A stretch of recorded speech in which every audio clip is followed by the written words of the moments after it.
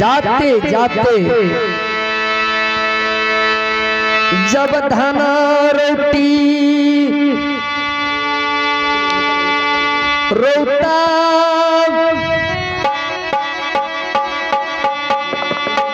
धार के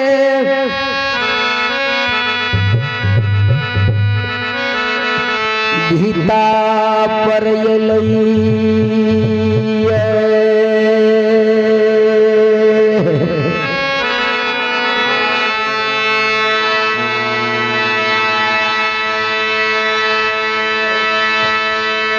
रोता के धार में देखिए अगम दिगम जल बह रहा है।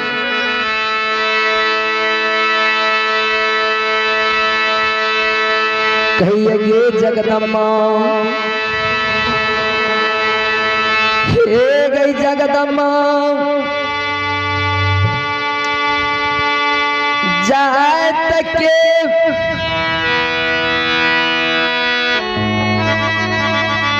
जननी छियई आने हमारा संग में क्यों साथी रोता के धार में देखे छे पानी अगम दिगम बहे छे। ई अगर जब रोता के धार में जब पहुंच जबै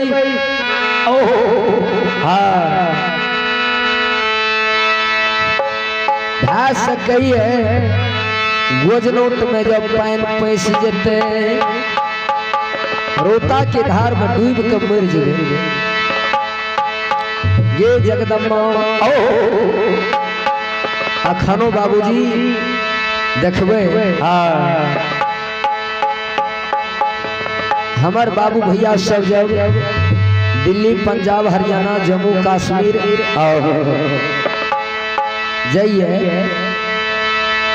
आ कोई तरह के संकट पड़ जाइए तो अपना घर के देवी देवता के सुमरन करिए।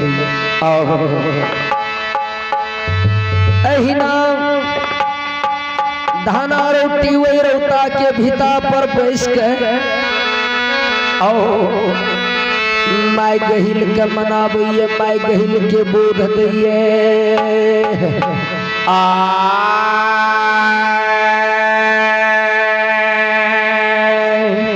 केना मनाबै छै माय गहिल के केना यौ आगे गहिल हे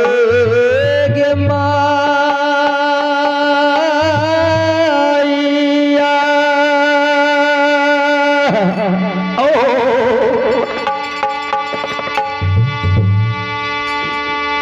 आ गैया पाना जे सूता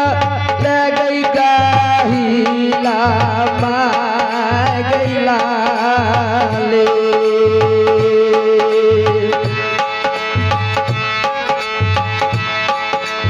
धारा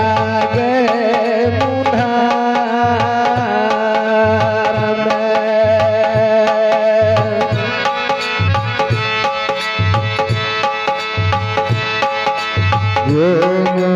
रे भाइया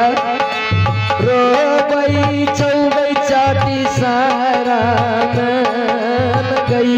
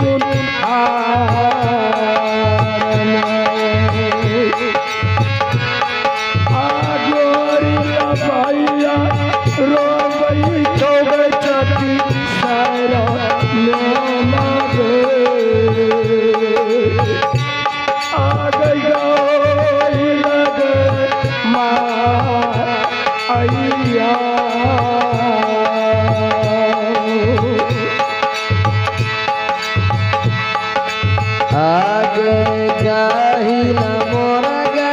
माइया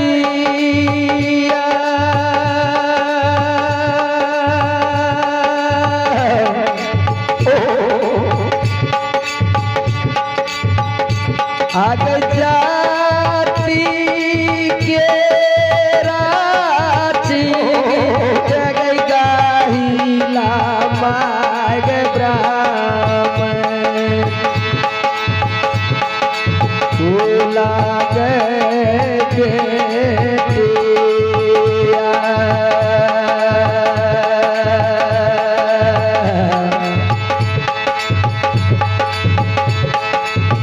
आपनो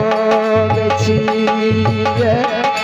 साबा गुण के विधान मान गए माइया